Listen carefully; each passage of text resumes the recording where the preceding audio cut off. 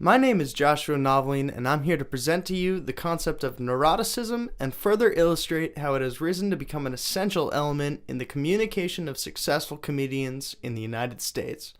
Let's begin with a definition of the root term, neurosis. According to dictionary.com, there are two definitions for what neurosis is. Number one is in terms of psychology, where it can also be referred to as psychoneurosis.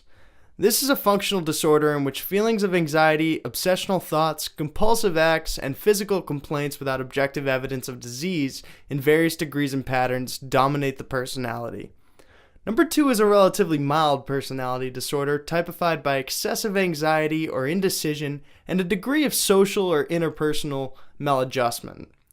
Now let's look at how our textbook defines neurosis. According to communication scholars Wrench, McCroskey, and Richmond, in their 2008 book Human Communication in Everyday Life, another word for neuroticism is composure. They define composure or neuroticism as the amount of emotional control we perceive a source or person to have. Their perception of this is based on whether the source appears poised, relaxed, and confident, or nervous, tense, and uptight. They believe people experiencing high levels of neuroticism are difficult to deal with and have trouble communicating. How does struggling with a high level of neuroticism impact people? What does it cause them to experience that's different from anyone else? Well, according to Bullock, Yole, Reed, Moan, Gals, and Reardon, in their 2015 article entitled Neuroticism, Negative Thinking, and Coping with Respect to Career Decision State, they believe highly neurotic people have difficulty dealing with stress. In other words, the more stressful a situation becomes, the more likely the neurotic individual will respond emotionally. Due to this, these people become roadblocks to their own success in varying aspects of their life, like their job or their relationship, because their preconceived notions create unwavering anxiety. Neurotic characters have been embraced heavily in the world of comedy. Some of the most successful shows of all time feature characters that struggle with high neuroticism, like George Costanza from Seinfeld, Ross Geller from Friends, Larry David as a fictionalized version of himself from Curb Your Enthusiasm, and Joe Bluth from Arrested Development. Beyond the small screen, Albert Brooks has made multiple movies that centralize around a neurotic, frumpy character type, like Defending Your Life, The Muse, and Mother.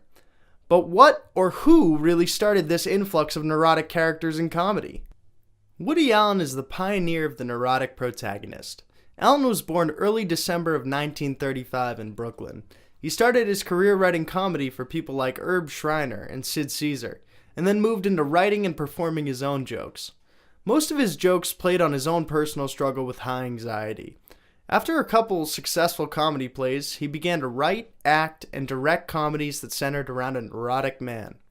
The pinnacle of this character came with a movie called Annie Hall, where Allen plays a comedian named Alvy Singer. Annie Hall is the last comedy to win the Academy Award for Best Picture in 1977. Why is Annie Hall such a pioneering step for neurotic individuals everywhere? As said by Knight in his 2004 article titled Woody Allen's Annie Hall, Galatea's Triumph over Pygmalion, he describes Allen's character Alvy as an intrusive narrator capable of halting the narrative and stepping out from it in order to entreat the audience's interpretive favor. His ability to do this in the movie allows the audience to create a deeper connection with this neurotic disaster of a person.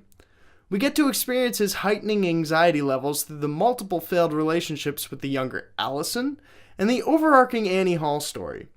Knight explains how Alvy can find no woman equal to his ideal, and he too tries to create what is otherwise absent, as well as his social ineptitude with his interactions with his best friend Rob, played by Tony Roberts. Knight goes on to conclude Alvy as the prisoner of his own neuroses, and what winds up being his downfall in the movie. The reason why people attach to that character so much is because you completely understand how he struggles with his cynicism and pessimism.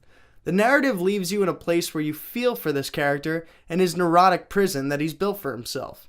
At the end of the movie, him and Annie maintain a friendship, but his romantic life has fleeted him once again.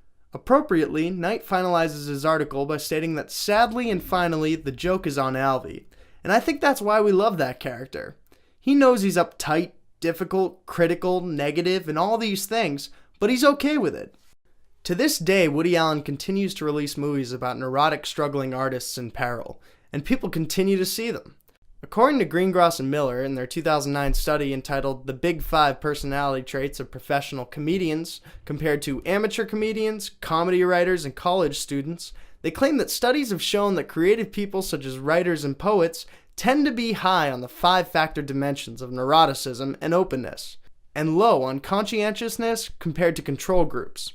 Annie Hall illustrated a character that struggles in every aspect of his life because of neuroses, yet he learns to live with his flaws and carry on. This notion rings true with every modern stand-up comic in existence, and comics like Louis C.K., Bill Burr, Jon Stewart, and so many more wouldn't exist without the ability to express their neurotic flaws. Neuroticism can definitely make it difficult to get along with someone, like Wrench McCroskey and Richmond said earlier. It can make somebody become emotional when situations get too stressful, like Bullock, Yole, Reed, Moan, Gals, and Reardon said. Despite that, comedy came in and embraced it with open arms. Our ability to laugh at our own and each other's neurotic impulses has created a level of comedic communication that unites all of us in our idiosyncrasies. Thank you so much for watching my presentation on neuroticism and its impact on comedic communication.